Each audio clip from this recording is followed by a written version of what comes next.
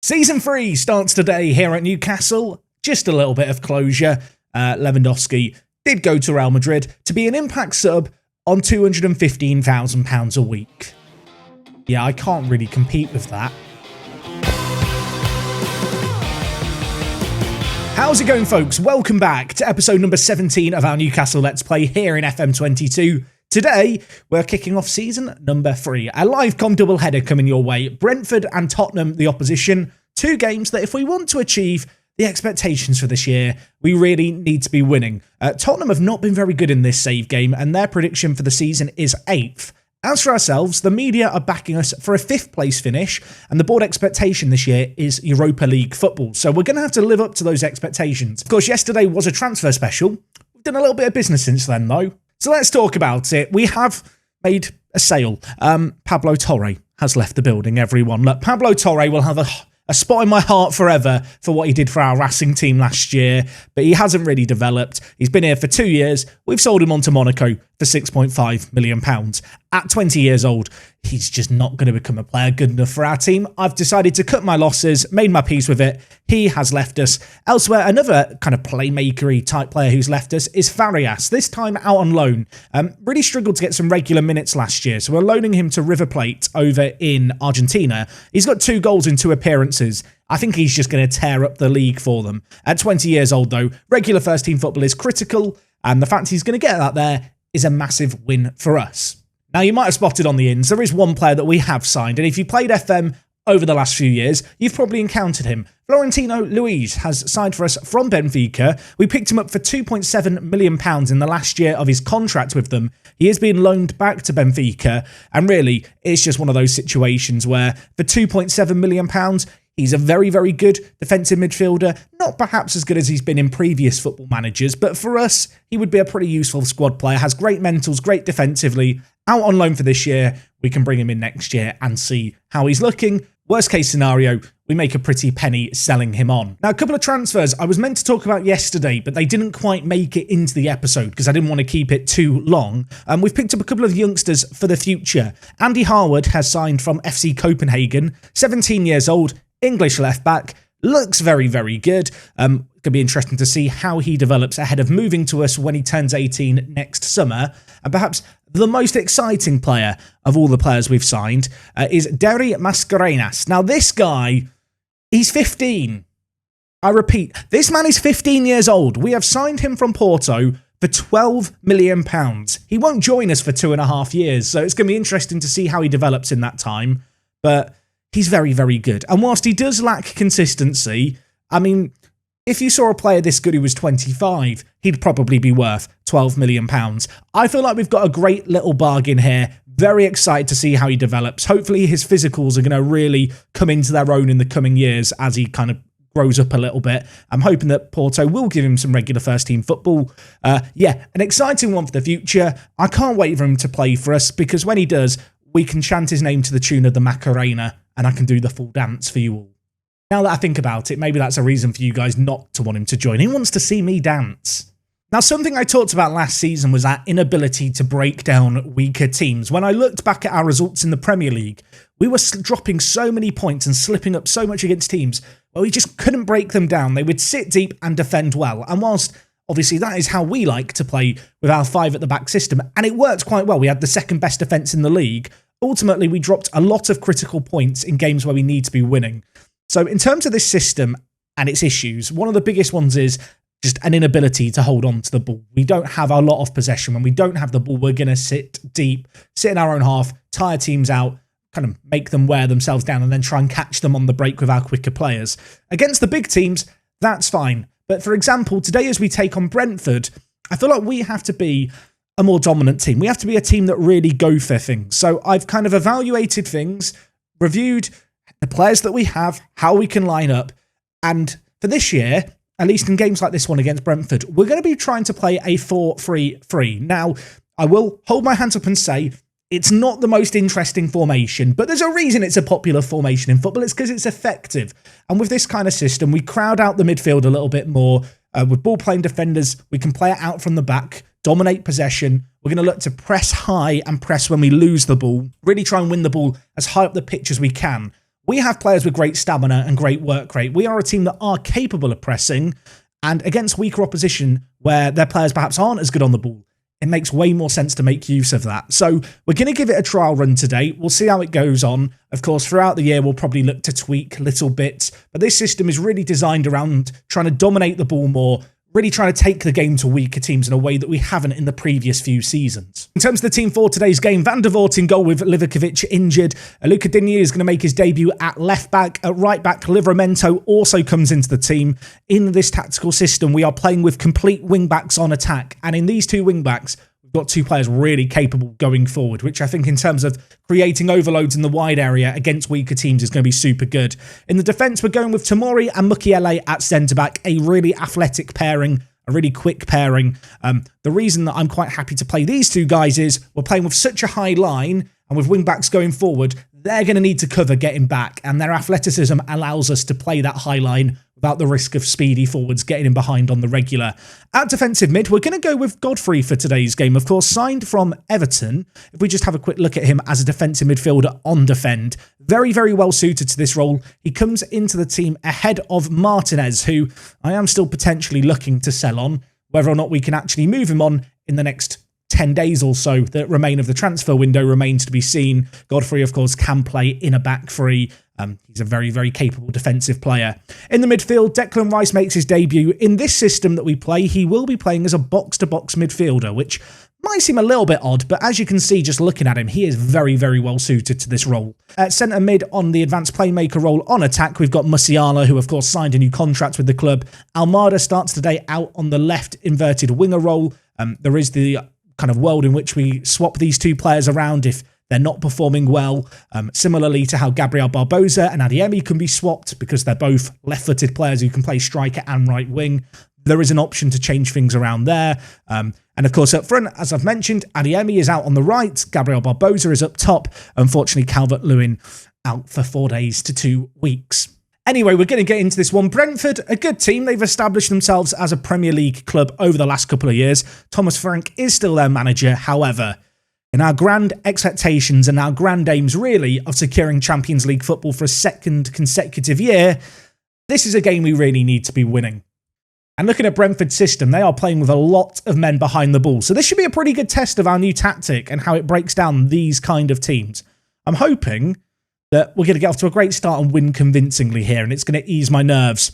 The worst case scenario would really be if we lost this game, don't look particularly great going forward, and suddenly this kind of plan B that I've been formulating throughout the summer just turns out to be a terrible idea. But, I mean, Declan Weiss has got an assist within 10 minutes of his debut, and Adeyemi, playing out on the right-hand side, has just scored an absolute banger into the top corner on his left foot. I mean, Adeyemi was a big player for us last year. Of course, missed those 2 cup finals to end the season. He was very good last year. He looks like he could be very good this year. That is an incredible finish from range.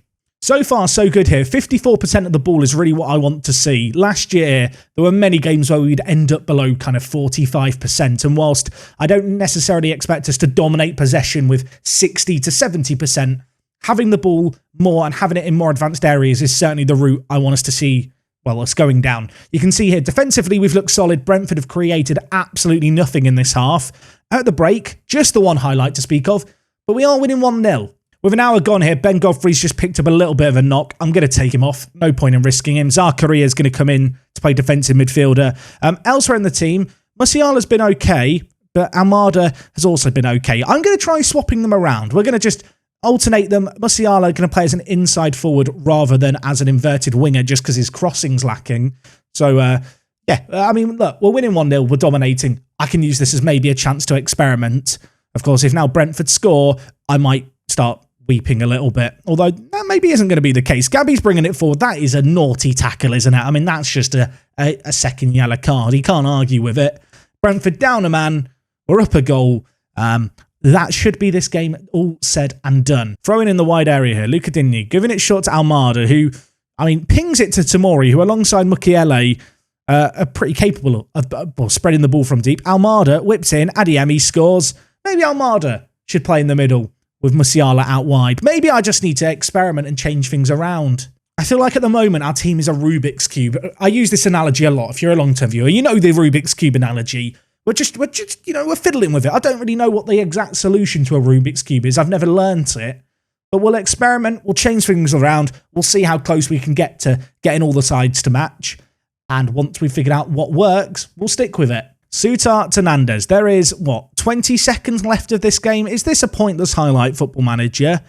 Or is there going to be a late stinger here? Because I want to keep a clean sheet. Decore, nice block. Taliso, Willock, on off the bench. Options on ahead, gives it to Gabby. I mean, could there be a late goal? Luca Digne is capable of putting the ball into the box. The Frenchman, what can he do? Taliso hits it over. That would have been an incredible end to the game. With that strike, I think that's going to wrap things up here. It's hardly been a classic, but this is the kind of match where last year we would have been frustrated and dropped points potentially against Brentford, not creating nearly enough. It was a pretty dominant display all in all. They didn't have a shot on target. We didn't actually have as much of the ball as I would like, but on the whole, it was pretty convincing, and hopefully that sets us up well for the season. A win in our first game. Spurs coming up next. Let's not dilly-dally. I'll join you in a week. Okay, game number 2 today against Tottenham. They started off the season with a draw. We will hope to get a second win in a row. Tottenham, by the way, if you were wondering, who's their manager? It's still Bielsa. Harry Kane is their key player. Their squad really isn't that good. I mean, Son and Kane, their best 2 players. Kane's unhappy at the club. Some would say he's been unhappy for the last 2 years. Their team is very average. Of course, they have got Saint Maximin, who I was looking forward to playing. He might not play. He's picked up a knock. Now, this game is one of those interesting ones, because I think it's right on the borderline of, should I go with the 3 centre-backs, or should I go with the new 4-3-3? But the beauty, of course, with our team is, we can kind of do both. So I think for this game, we're going to start with this system that we played last game against Brentford.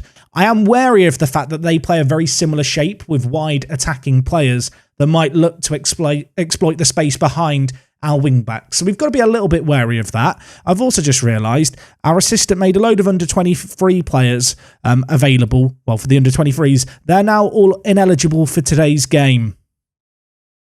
Let me solve this really quickly.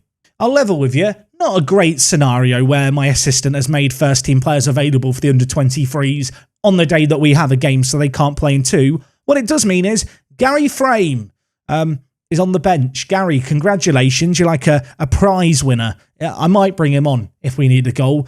Maybe he's a hero in the making. Probably not. The good news is the kerfuffle with the subs doesn't affect the first team, which means we are going to go in with the exact same team that played last game. However, I think I'm going to swap Almada and Musiala around at least to start this game. Depending on how it goes, of course, we can switch things up. I am, however, going to switch just Almada back to play advanced playmaker on support, I think. Going to be interesting to see how 2 inside forwards gets on. From my experience kind of playing the beta, the inside forwards kind of operate like wingers a lot in Football Manager at the moment. So kind of interested to see what they do. But yeah, they tend to wander quite wide, which might mean that I'm not a big fan of them. We'll just see how they perform today, I guess. I can't believe that like 4 or 5 players who were meant to be on the bench just can't play because they've been playing with the under-23s. I guess that's what I get for just leaving stuff like the under-23 squad selection to my assistant. Okay, early stages of this game, fairly even. We've had a lot less of the ball, which isn't really what I want to see. But when we're having the ball, we are creating significantly more. I mean, half an hour gone. No highlights. Neither game today has really been a classic, which is a bit of a shame. I was hoping for a bit more from us. I mean, are we even going to get a first half highlight? Football Manager, come on. Do it for me and the viewers. No, never mind. See, this now is an interesting situation because this is a game that we really need to be winning and yet we're not creating a lot. I'm going to make a tweak, a change, something that I did weigh up as a possible option this year, and that is to go to a 4-1-2-1-2 kind of narrow system where we really try and crowd out the midfield a lot more. You can see we play very narrow. We're going to try and focus the play down the middle. See if we can craft out some opportunities and just win that midfield warfare. I think we have the quality in the midfield to win these kind of games. So hopefully we're going to live up to those expectations as we do finally have a highlight. Musiala. It only took a minute into this half for something to happen. Unfortunately, it's a corner that really hasn't resulted in a lot. But Mukiele, I mean, I thought he might do something magical. Instead, he's given away the ball. Livramento, who made his debut last game. We didn't see a great deal of him at right back. Of course, signed for 20 million. Oh my word, Declan Weiss, ball to Gabby. What a pass that was. It was offside. It wouldn't have counted, but the ball by Rice was nice. Coming up to an hour played here, I'm going to make a tactical change, I think, in terms of personnel. In terms of what we're going to do, of course, my options are kind of limited because of all the injuries and stuff, which is annoying. I'm going to move Almada forward, and I'm going to take off Musiala, I think, in this game, and bring in Tolisso, who I'm also going to play as a box-to-box midfielder. Elsewhere, Mukiele on a booking does scare me a little bit. So what we're going to do is move Tomori out to the right and then bring in Lisandro Martinez to play left centre-back. Of course, he was a regular first-team player last year.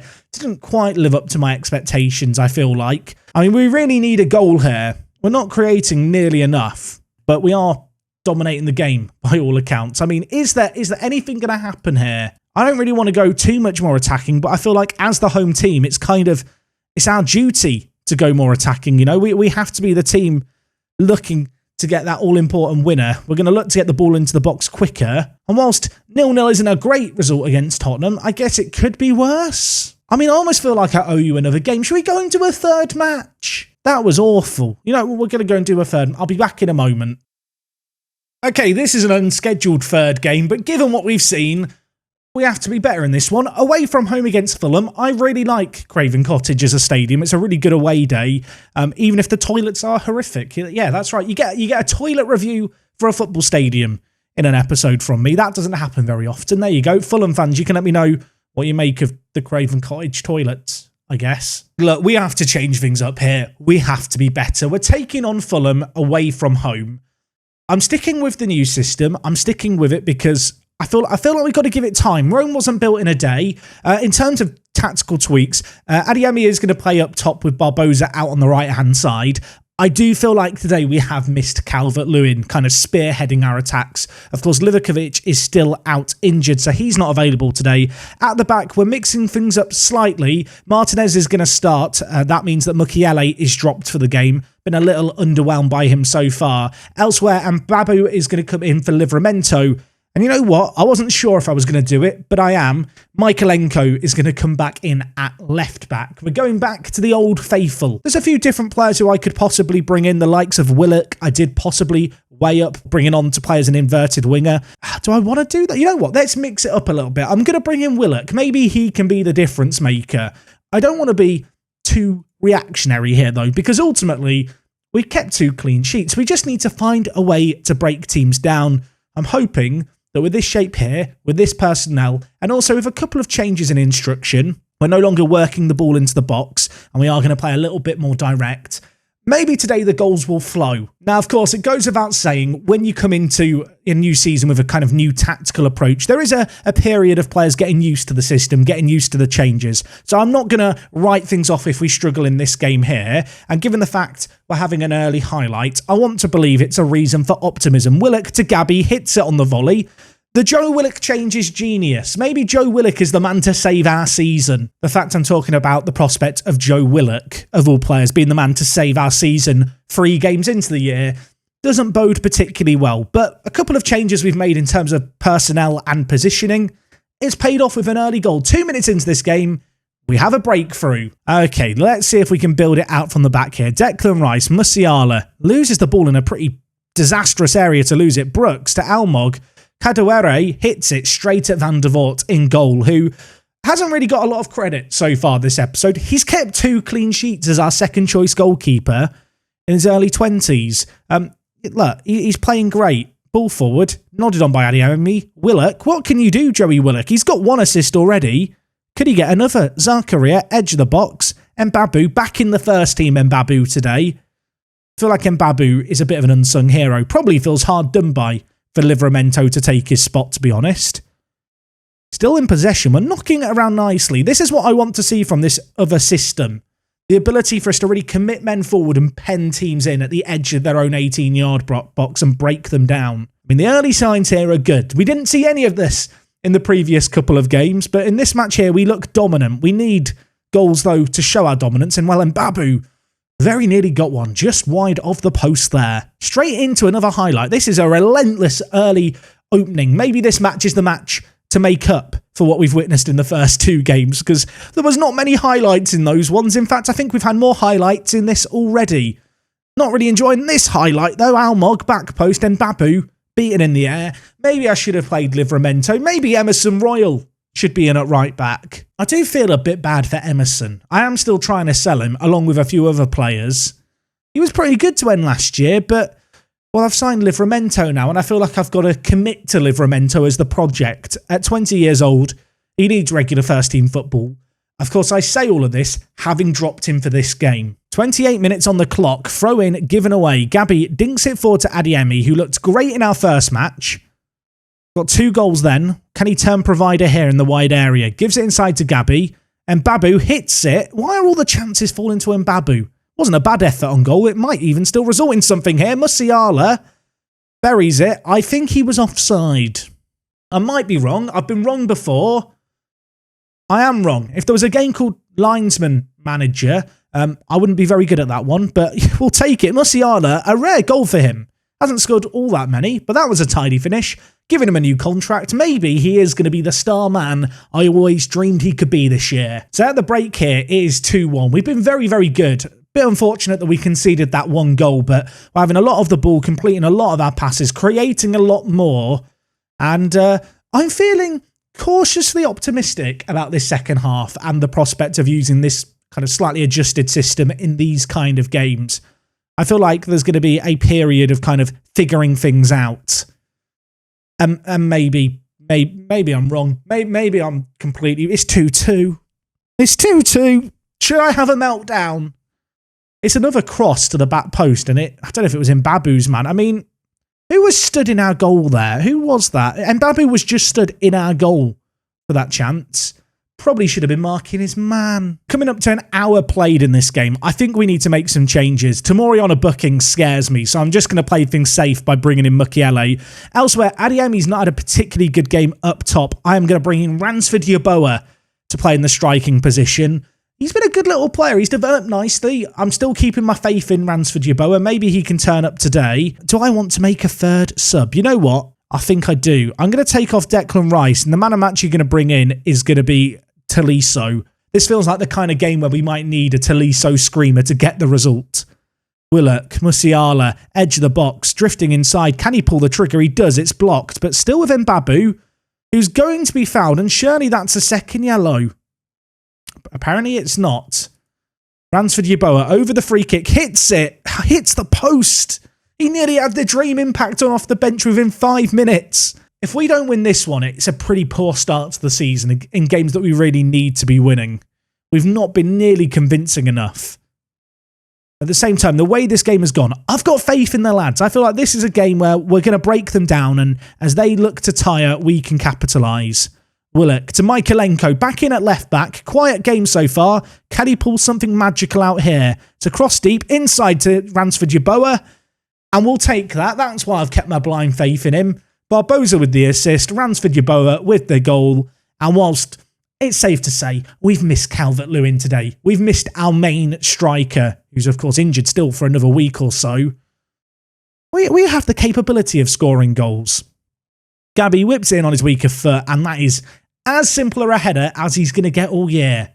3-2, we're back in it. 14 minutes left here. I've made all my subs. I don't really want to change anything. We've been really good in this game, besides the 2 chances we've conceded that they've scored from.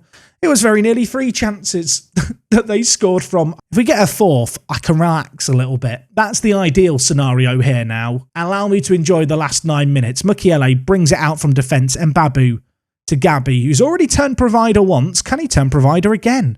There's a little dance in the wide area. Crunching tackle on Mbabu, but he's still got the ball. Gabby with it to Zakaria. Lays it to Michaelenko, the left back, who pulls the trigger from range and finds the top corner. And when I criticised him for not being involved much in this game, he's got the secondary assist on the previous goal, and now he's got a goal to his name. And for people wondering, what's a secondary assist? In hockey, in ice hockey, the person who passes it to the assister is given a secondary assist. It's a great stat. It should exist in football. Give Michaelenko more credit. We're 4-2 up. And now Mbabu's injured. It was going too well for too long. We're going to try and see out this game. I'm going to change to time wasting regularly. Zakaria is going to drop in at centre-back, Mukiele to right-back, then Willock and Tolisso just all drop down a little bit. And we're going to play the classic 4-3-2 formation for the next 5 minutes. Wing-backs on defend. I'm happy now for us to just kill off this game and come away with the win. And come away with the win we will. 4 goals away from home didn't happen very often last year. Whilst not overly happy with the defending on display, that was an okay result. That was a better reflection of what I want to see with the slightly changed system. Nice to see a variety of goal scorers as well. And Babu's out for a little while, actually, but of course, it's not the end of the world. We've got a few right-backs. Maybe Emerson gets a chance now. So 3 games played this season, 7 points. That's a pretty good start, all things considering. Right, we've looked okay. I'm not overly convinced, but it's early days. Lots of new players coming into the team. We're not going to panic and change things too much just yet. In terms of when we're going to be back next time, I think we're going to come back for the Champions League group stages. We have got a tricky month ahead of us, but I feel like this year, it's all about the Champions League, isn't it? It's all about doing the coefficient some good, so that hopefully we can get easier groups for the following years, and looking to stretch our legs in Europe's premier competition for the first time. If you're wondering, board expectation, reach the quarterfinals. So, yeah, their hopes are high, and we're going to have to do well in the group stage, which, I mean, at the moment, I still don't know who we're going to be playing. Anyway, that is what we've got to look forward to next time. I hope you enjoyed today's episode. Let me know what you made of the new tactical system, how we've performed thus far, and until next time, take care. It is me, Jack, and I'll talk to you guys in a bit. I'm out.